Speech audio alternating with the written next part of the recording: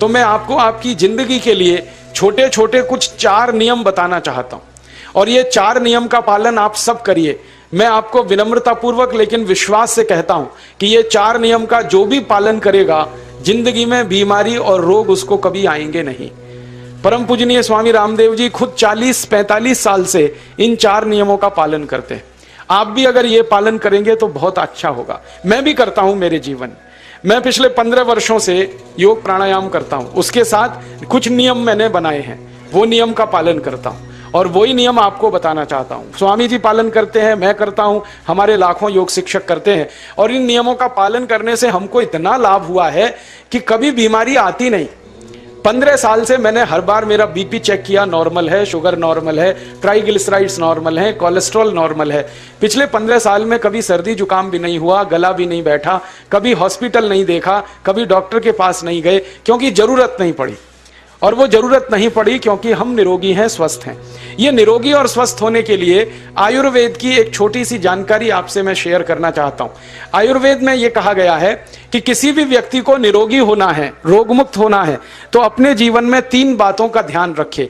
अपना वात, पित्त और कफ तीनों का संतुलन रखे। वो 3 तरह के दोष हैं हमारे शरीर में, वात, पित्त, कफ। आपने सुना होगा, ये त्रिदोष आधारित शरीर है।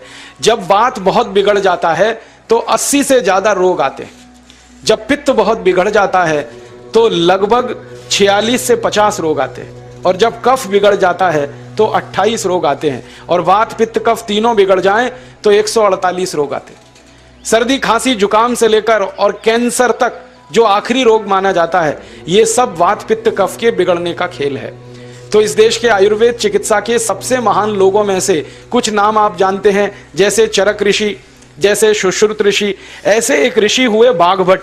बाघभट्ट ऋषि ने एक पुस्तक लिखी है, उसका नाम है अष्टांग हृदयम, और एक पुस्तक लिखी है, उसका नाम है अष्टांग संग्रहम। इन दोनों पुस्तकों में उन्होंने 7000 नियम बताए हैं। उनमें से 4 बताता हूं, अच्छे लगे तो आज से ही पालन करो और दूसरों को भी बताओ, ताकि कोई भी इन नियमों का पालन करे तो बीमार ही ना पड़े। ये चारों नियम हैं वात, पित्त और कफ को संतुलित रखने के लिए। अब वात, पित्त, कफ तीनों एक साथ आपके संतुलित रहें तो उसके लिए पहला नियम है खाना खाने के तुरंत बाद पानी नहीं पीना। ये पहला नियम है। आप बोलेंगे ये तो बड़ी मुश्किल बात है, खाना खाते ही पानी पीते हैं हम तो सबके सब, और बिना पानी पिए खाना ही नहीं खाते। कई लोग तो खाने से ज्यादा पानी पीते हैं, खाना कम खाते हैं, पानी ज्यादा पीते हैं। ये खाना खाने के बाद पानी कभी भी नहीं पीना, क्योंकि महर्षि बाघभट्ट कहते हैं भोजनांते विषम वारी, माने भोजन के अंत में पानी पियो तो जहर के पीने के जैसा है। इसलिए वो कहते हैं कभी भी खाने के तुरंत बाद पानी मत पियो। अब आप मुझे पूछोगे क्यों नहीं पिए, कारण बता दो। कारण मैं बताना चाहता हूं सरल भाषा में। हम जब खाना खाते हैं ना तो पेट में सारा खाना इकट्ठा होता है। पेट में एक स्थान होता है, उसको हम कहते हैं जठर। संस्कृत में, हिंदी में जठर कहते हैं, अंग्रेजी में उसको एपिगैस्ट्रियम कहते हैं, हिंदी में कुछ लोग उसको आमाशय भी कहते हैं। ये जठर छोटा सा स्थान है। आपके पेट में नाभि है ना, उसके लेफ्ट साइड में बाईं तरफ छोटा सा स्थान है। सारा खाना आपका इसी स्थान पर आता है। जो भी आप खाते हो, रोटी, चावल, दाल, सब्जी, दूध, दही, कुछ भी खाओ, सब कुछ जठर में आता है। अब जठर में जैसे ही खाना इकट्ठा होता है तो उसमें आग जलती है, और उस आग को कहते हैं जठर अग्नि। मिला के बोल देते हैं जठराग्नि। आप जैसे ही खाना खाते हो, पेट में जठर में अग्नि जलती है। वो अग्नि खाने को पचाती है, और अग्नि खाने को ऐसे ही पचाती है जैसे रसोई घर की अग्नि खाने को पकाती है। आपके रसोई घर में आप अग्नि जलाओ, उसके ऊपर दूध रख दो, दूध में थोड़ा चावल डाल दो, अग्नि जब तक जलती रहेगी खीर तब तक बनती रहेगी। आप घर में अग्नि जलाओ, उसके ऊपर पानी रख दो, उसमें दाल डाल दो, दाल की पकने की क्रिया तब तक चलेगी जब तक अग्नि जलेगी। ऐसे ही पेट में होता है।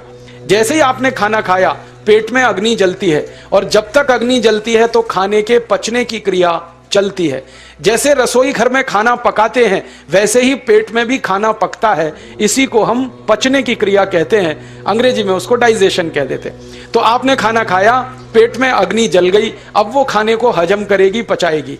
अब मुझे एक प्रश्न का उत्तर दो आप, कि जैसे ही आपने खाना खाया, पेट में अग्नि जल गई और वो खाने को पचा रही है, तुरंत आपने गट गट गट गट पानी पी लिया, और खूब ठंडा पानी पी लिया, बर्फ मिलाया हुआ पानी पी लिया, फ्रिज का पानी पी लिया, क्या होने वाला है? अग्नि जलेगी कि बुझेगी? अग्नि के ऊपर पानी डालो तो अग्नि और पानी की दोस्ती नहीं है, दुश्मनी है। पानी अग्नि को बुझा देता है। तो आपने खाना खाया, अग्नि जली, पीछे से गटगट पानी पी लिया, अब अग्नि शांत हो गई, अब खाना पचेगा नहीं, तो वो पेट में पड़ा पड़ा सड़ेगा, और सड़ा हुआ खाना 100 से ज्यादा विष पैदा करेगा, और वो 100 विष आपकी जिंदगी को नरक बना देंगे, और जिंदगी भर आप बीमार पड़े रहेंगे। आपको मालूम है, कई लोग कहते हैं मुझे पेट में बहुत गैस बनती है। ये गैस उन्हीं को बनती है जिनका खाना हजम नहीं होता। कोई लोग कहते हैं कि मुझे पेट में जलन होती है, ये जलन उन्हीं को होती है जिनका खाना पचता नहीं। कोई कहते हैं कि मेरे पेट में एकदम गुम हो जाता है, फूल जाता है, ये सब वो लक्षण हैं जब खाना पचता नहीं। तो खाना पचेगा नहीं तो सड़ेगा, सड़ेगा तो विष पैदा करेगा, और वो विष आपको बीमार करेंगे। इसलिए महर्षि बागभट्ट ने कहा, खाना खाते ही पानी मत पियो। समझ में आया? फिर आप बोलोगे कितनी देर तक नहीं पिए? कम से कम 1 घंटे तक। 1 घंटे बाद पानी पियो। आप बोलोगे जी 1 घंटा क्यों? ये जो अग्नि जलने की क्रिया है ये लगभग 1 घंटे तक ही चलती है पेट में, उसके बाद अग्नि अपने आप शांत हो जाती है, उसके बाद पानी पी लो। तो खाना अगर 10 बजे खाया तो 11 बजे पानी पियो, 11 बजे खाया तो 12 बजे पियो, 12 बजे खाया तो 1 बजे पियो, 1 घंटे बाद पानी पियो। अब आपके मन में यह सवाल आ सकता है कि खाना खाने के पहले पी लें क्या? हाँ पी लो, 40 मिनट पहले पेट भर के पानी पी लो। 10 बजे खाना खाना है, 9:20 पे खूब पानी पी लो, जितना पी सकते हो। 11 बजे खाना खाना है, 10:20 पे पी लो, खूब पानी पी लो, 40 मिनट पहले। आप और एक सवाल पूछ सकते हो कि अच्छा ठीक है, खाने के बाद पानी तो नहीं पिएंगे, कुछ और पी सकते हैं क्या पानी को छोड़कर? तो उसके लिए बागभट्ट जी कहते हैं कि खाने के तुरंत बाद अगर पीना है तो दही की लस्सी पियो, मट्ठा। खाने के बाद अगर तुरंत पीना है तो फलों का रस पियो, गन्ने का रस पी लो, संतरे का रस पी लो, मौसमी का रस पी लो, अनार का रस पी लो। अब आप कहोगे ये सब महंगी महंगी चीजें बता रहे हैं, गन्ने का रस, संतरे का रस, अनार का रस, पैसे तो है नहीं। तो सबसे सस्ता रस है नींबू का ही रस पी लो, शिकंजी बना के पी लो, वो तो सबसे सस्ता है। तो खाना खाने के बाद या तो दही की लस्सी पियो या रस पियो। और एक तीसरी चीज है, दूध पी सकते। तो खाने के तुरंत बाद पीना है तो दही की लस्सी या मट्ठा, खाने के तुरंत बाद पीना है तो कोई फल का रस, खाने के तुरंत बाद पीना है तो दूध। पानी 1 घंटे बाद पियो। और अगर एक बात ध्यान रखो तो अच्छा है कि सवेरे खाना खाते हैं जिसको हम ब्रेकफास्ट कहते हैं, नाश्ता, तो फलों का रस पीना अच्छा, दोपहर को खाना खाएं तो लस्सी और मट्ठा पीना अच्छा, और रात का खाना खाएं तो दूध पीना अच्छा। जो लोग इस नियम का पालन कर सकते हैं जिंदगी में कभी भी 80 रोग उनको नहीं हो सकते। वात पित्त कफ तीनों ही इस एक छोटे से नियम से संतुलित रहते हैं। तो ये पहला नियम मैंने आपसे कहा। दूसरा नियम एक और है, और वो नियम ये है कि पानी कभी भी पियो, घूट घूट भर के पियो। जैसे गरम चाय पीते हैं, गरम कॉफी पीते हैं, गरम दूध पीते हैं, एक एक घूट भर के, एक एक सिप करके, ऐसे ही पानी पीने की आदत डालो। ये मुंह में एक बार गिलास लगा लिया, गटागट उसको खाली कर दिया, ये तरीका गड़बड़ है। 1 घूट पानी, 2 घूट पानी एक बार में उतना ही पियो। आप बोलोगे ये क्या चक्कर है? बात ऐसी है कि एक एक घूट पानी जब हम पीते हैं तो मुंह की लार पानी के साथ मिलकर पेट में अंदर जाती है, और ये जो मुंह की लार होती है ये क्षारीय होती है, और पेट में हमेशा अम्ल बनता रहता है। तो 1 घूट पानी पिया, मुंह की लार इसके साथ अंदर गई, 2 घूट पिया और ज्यादा गई, बार बार लार अंदर जाएगी तो क्षार पदार्थ पेट के अम्ल के साथ मिलेगा। पेट में अम्ल बनता है, मुंह में लार क्षारीय होती है। तो ये क्षार को अम्ल में मिला दिया जाए और ये अच्छे तरीके से मिलकर पेट में जाए तो कभी भी कोई व्यक्ति के पेट को अम्लता नहीं होती, एसिडिटी नहीं होती। और पेट में अम्लता नहीं होती तो रक्त में अम्लता नहीं होती, और जिनके रक्त में अम्लता नहीं होती उनकी जिंदगी में कभी भी वात पित्त कफ के असंतुलन की स्थिति पैदा नहीं होती। इसलिए पानी घूट घूट करके पीना। मैं आपको एक छोटा सा मेरा ऑब्जर्वेशन बताता हूं, परीक्षण। आप भारत देश में या दुनिया में कहीं भी जाओ, मनुष्य को छोड़कर पशु पक्षियों को देखना शुरू करो, वो पानी कैसे पीते। किसी चिड़िया को पानी पीते हुए देखो, किसी पक्षी को पानी पीते हुए देखो, वो चोंच के 1 बूंद ही के बराबर ही पानी उठाता है।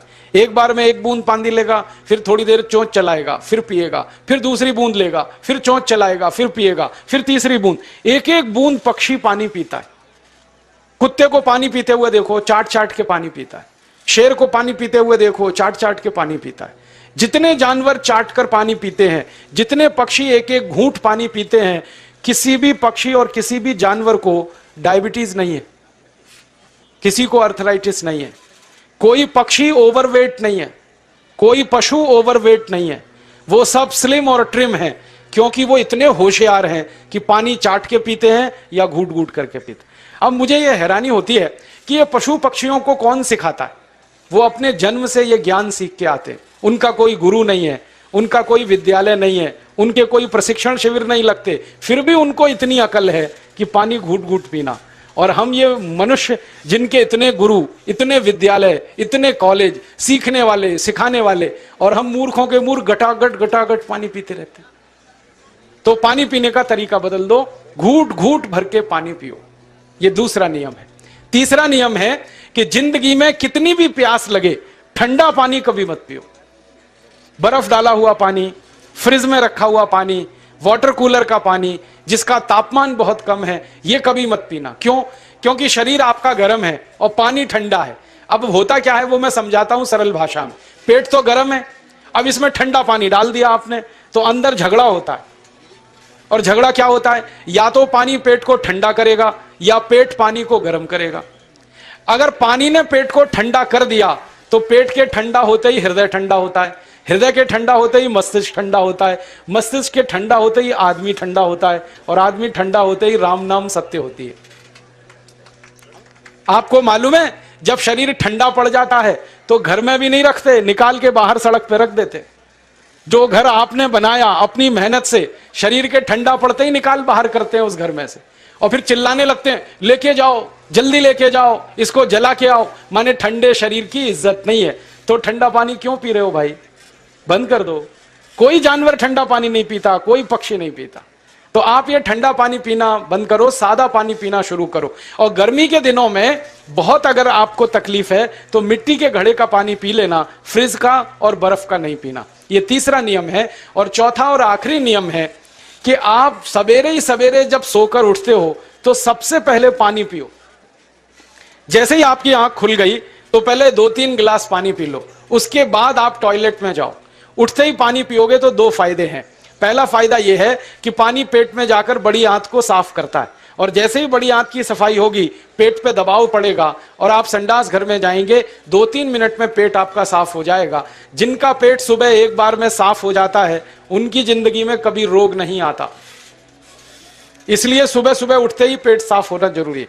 और उठते ही पानी पियोगे तो मुंह की जो लार है वो पानी के साथ मिलकर अंदर जाएगी। सुबह पेट में एसिड की मात्रा ज्यादा होती है, इसलिए लार का पेट में जाना बहुत जरूरी है। इसलिए सुबह उठते ही पानी पीना बहुत जरूरी है। ये 4 नियम हैं आयुर्वेद के।